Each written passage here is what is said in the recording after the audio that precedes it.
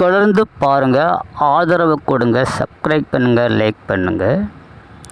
சிறகடிக்கும் ஆசை தொடரில் செல்வத்தோட அப்பாவோட 60ஆம் கல்யாணத்துக்கு முத்து மீனா கிட்ட போட்டியில் ஜெயிச்ச 1,00,000 கேட்குறான்.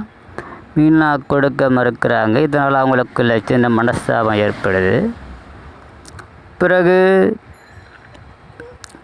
மீனா செல்வத்தை போய் நேரில் சந்தித்து பேசுகிறாங்க.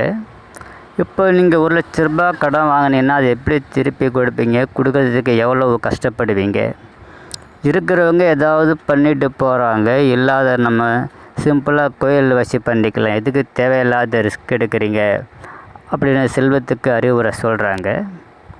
பிறகு முத்து செட்டுக்கு வரான்.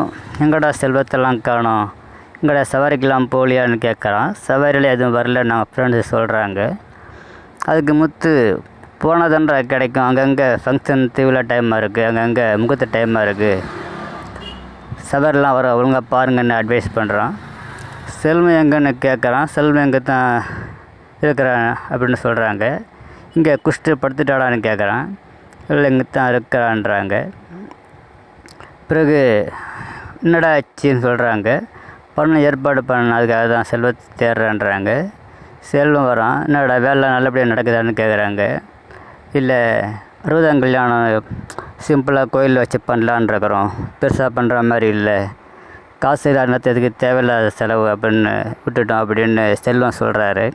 அதான் நான் ஏற்பாடு பண்ணி தரேன்னு சொல்லிட்டேன்ல, அப்பா சந்தோஷமாக இருக்குதும் 60ஆம் கல்யாணத்தை பண்ணு சொன்னல, ஏன்டா அப்படி பண்ணுற அப்படின்னு காசை கையில் கொடுக்குறாரு. செல்வம் காசை வாங்க மறுக்கிறான். வேணாண்டா அப்படின்றான். எதுக்கு வேணான்னு சொல்கிற? உனக்காக தான் நான் கஷ்டப்பட்டு ரெடி பண்ணேன், காசு தான் இருக்குல்ல, எல்லாருமா பண்ணுன்றாரு. செல்வம் இப்போ 60ஆம் கல்யாணம் நான் பண்ணல, சிம்பிளாக கோயிலில் பண்ண போகிறோம், அதெல்லாம் பண்ண வேணாம் அப்படின்னு காசு வேணான்னு சொல்லிடுறான். பிறகு முத்து செல்வத்துக்கிட்ட ஏன்டா பேச்சை மாற்றி பேசுகிற, யாராவது ஏதாவது சொன்னாங்களா, ஏதாவது பிரச்சனையா, என்ன ஏதுன்னு கேட்குறான். அதெல்லாம் எதுவுமே கிடையாதுடா, இதுக்கு தேவையில்லாத செலவுன்னு தான் விட்டுட்டேன் அப்படின்னு முத்து போகிற காசை வேணான்னு சொல்கிறாரு. ராகினி மனோஜ்கிட்ட ஃப்ரெண்ட்கிட்ட சொல்லி கடன் கேட்குறாருங்க. அவர் தரமாட்டேன்னு சொல்கிறாரு. பிறகு வட்டிக்கு சொல்லி அவங்க பணம் கேட்ட உடனே அவர் தர ஒத்துக்கிறாரு. நான் பொறுப்பாக வாங்கி தரேன் அப்படின்னு பொறுப்பை ஏற்றுக்கிட்டு ராகினி மனோஜ்கிட்ட பணத்தை வாங்கிடுறாங்க.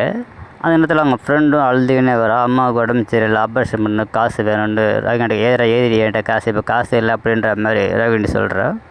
அதை பார்க்குற மனோஜ் ரோகிணியை கூப்பிட்டு காசு வேணால் நம்ம கொடுத்துடலாம் அப்படின்னு சொல்கிறாரு. ஏது காசு, எந்த காசு, எப்படி கொடுப்பேன் அப்படின்னு கேட்குறா.